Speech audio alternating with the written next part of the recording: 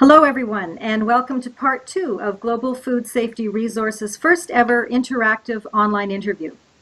I'm GFSR's Managing Editor, Susan Crossman, and I'm very pleased to be here today with Frank Yiannas, who is a renowned food safety expert and currently serving as Vice President of Food Safety for Walmart.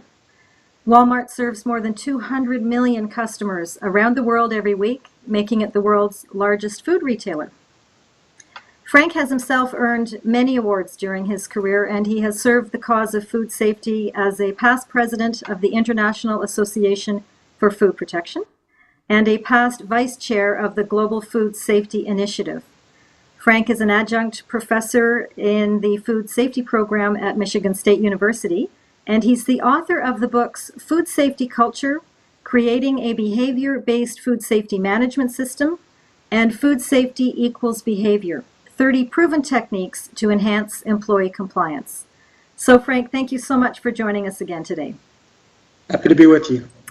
The theme of today's interview is, what are the key elements required to establish a food safety culture? And Frank, I'd like to start by asking you, first of all, what steps should senior managers they be taking in order to implement a culture of food safety? Well, it's a good question, Susan. The first step I think senior managers or executives within an organization need to take is, number one, decide that they want a strong food safety culture. I often say that having a strong food safety culture is a choice. Plain and simple. You either choose to have a strong food safety culture or you choose to have a culture that is not very dedicated or strong to food safety. So it's a choice. That's the first thing they have to do. But then it's I think going through a very disciplined way of how you create and shape culture. And I always suggest that organizations break it down into 3 major phases or steps. Number one is assess your current state of culture of food safety in your organization.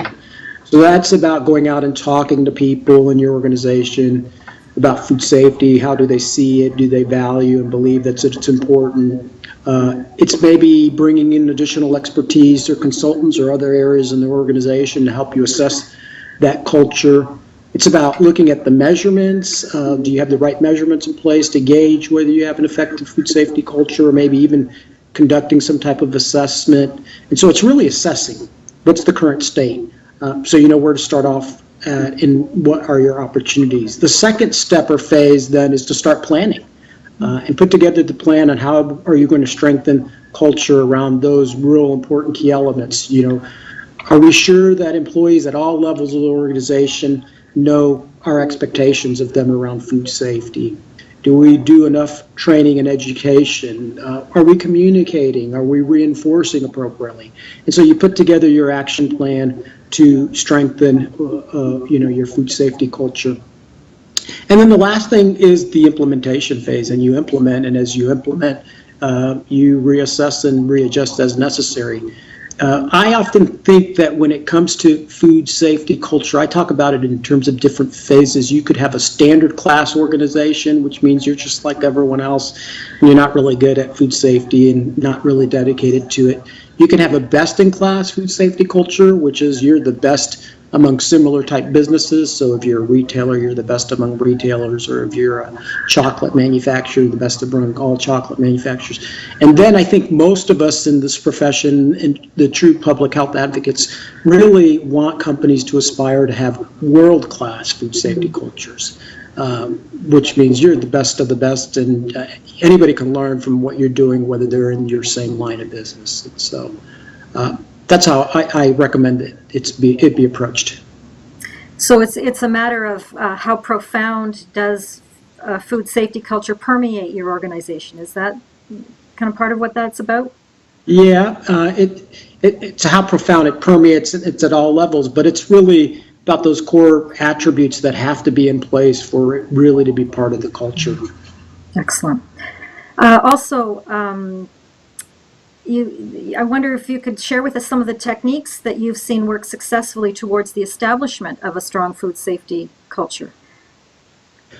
Yeah, the techniques to create a culture are a little bit different than a program. If I can, I'll begin by trying to describe what's the difference between a program and a culture. Yeah, that's a great idea. And so to me, a food safety program is what a lot of us in the profession have tried to do over the course of the years. And so, and that's generally relying on our strengths as food safety professionals, based on the training we received around food science, microbiology, and some of the other sciences. Whereas a food safety culture is different in that it realizes, hey, we need all those insights from those traditional sciences, such as food science and food safety, microbiology, but that's not enough. We need insights into human behavior. And so a food safety culture is approaching the work a little differently. Another difference, I think, is what I've seen over the years, Susan, is that food safety programs, the people that are working on programs, have a very simplistic view of behavior change. Geez, if we just test it, or if we inspect, or if we train our people, things ought to get done. Whereas in a food safety culture, it's the realization that, hey, those tools aren't enough and that we need to glean insights from the behavioral and social sciences. Another difference to me is that in a food safety program, generally people try to emphasize doing food safety because there's going to be accountability in place. If employees don't do what they're supposed to do, they're going to be held accountable, and by all means, we want you to do food safety, or there might be some type of punishment.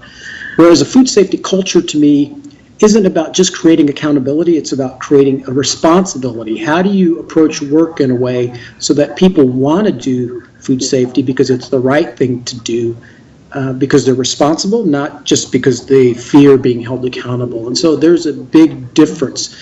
Now, hopefully through that explanation, you see that some of the tools you have to use are different than what we've used in the past. And so I always recommend and advise food safety professionals to either bring people that are well equipped and adept and experts in the social and human behavioral sciences, or become a little bit more informed, and so read up and study them. But I often bring insights from the behavioral sciences into our work.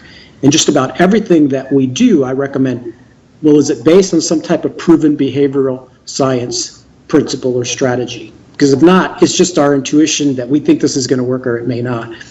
Some of my favorite tools, as you mentioned, I've written a book called Food Safety Equals Behavior, and there's 30 different techniques, but some of my favorite ones to suggest organizations employ is, number one is a principle of commitment, meaning that if people commit to something either verbally or in writing, they're more likely to follow through. And so how can you leverage the principle of commitment in some of what you do? And so, for example, at the end of training courses, what we do is we ask people to commit that they're going to practice the principles that they've learned, as opposed to just signing an attendee roster.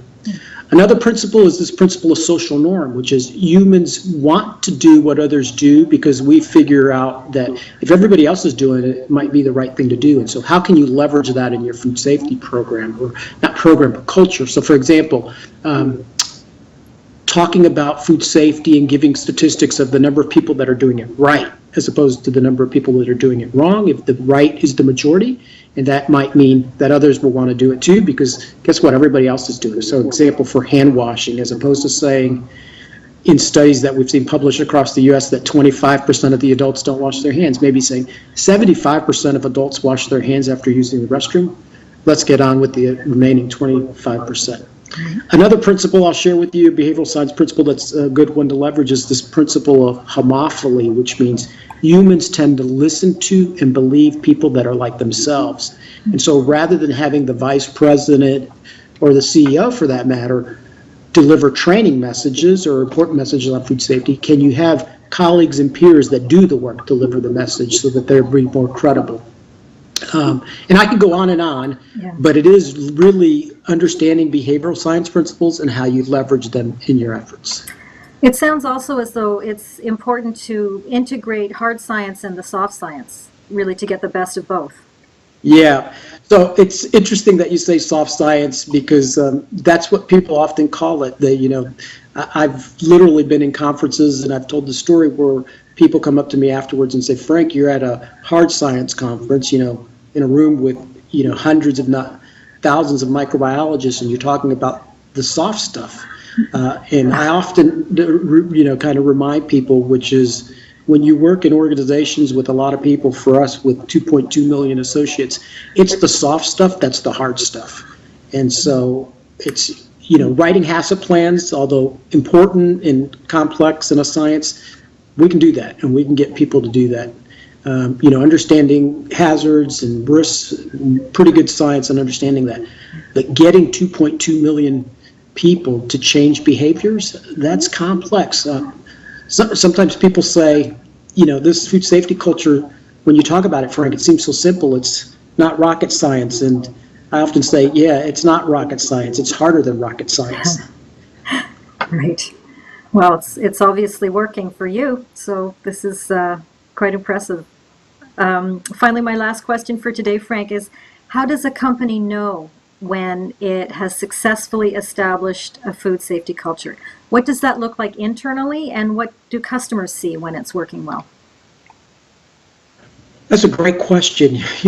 There are some tools and techniques you can use to try to measure food safety culture, and that field is expanding, and so there's ways to do that. But, spoken pretty simply to me, you kind of know if an organization has a strong food safety culture if you spend any time in that organization. I have visited literally hundreds of food manufacturers, suppliers, and retailers over the course of my career, and I can spend just a few hours in an organization and you get a sense. And I think it's mainly around the fact that you can pick up whether food safety is something that they value, something that they say, and more importantly, something that they do. Because at the end of the day, we know it doesn't matter what you think or believe, it's what you do that's really important for having a strong food safety culture. But you get a sense, are they making food safety decisions because it's part of their value system? People in the organization value the importance of food safety. They're not doing it just because it's the company policy or just because it's the law, which, both are important, but more importantly, they're doing it because they really care about the safety of the customers that they serve. And so you'll see that evident in how they make decisions and how they do the work.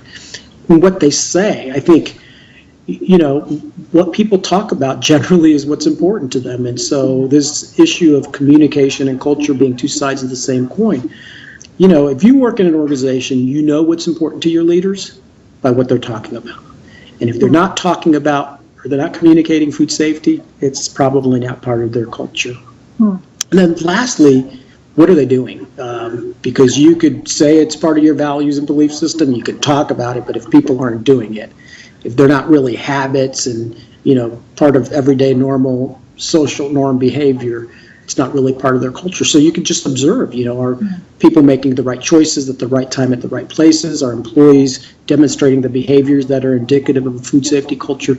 So I think whether you're inside the organization or whether you're a customer looking in, if food safety is really part of their culture. For customers in particular, they'll know because they won't be able to spend time with you in your organization walking around, but they'll read and see things. So, for example, are you really leading on food safety, as I said, because it's part of your value system, not the law? Give you an example is Walmart was the first U.S. retailer to require suppliers to achieve certification to a GFSI benchmark certification. That wasn't required by law, but it demonstrated, I think, that it was part of Walmart's value system. And you can just look at organizations and some of the initiatives that they're leading, and you'll know whether food safety is really part of their culture or not. Interesting. Fabulous. Thank you. And unfortunately, that's all the time we have for today. We're done. We're out of time. So, Frank, thank you so much. On behalf of GFSR and all of our site visitors, I really appreciate the time that you've taken with us today. We appreciate that you're such a great champion for food safety, and your time is very much appreciated here today. Thank you. Well, thank you, Susan. We also appreciate the work that you and GFSR are doing, and we likewise believe that together we can advance food safety and improve the quality of life for consumers around the world. Yeah, it takes a team. It really takes a team. If anyone would like further information about Global Food Safety Resource, or you'd like to access our information hub, online information hub, which is chock full of interactive content from other subject matter experts leading the edge in food safety around the world, I invite you to visit us. at www.globalfoodsafetyresource.com. And again, together we can make food safe. Thank you, Frank. Thank you.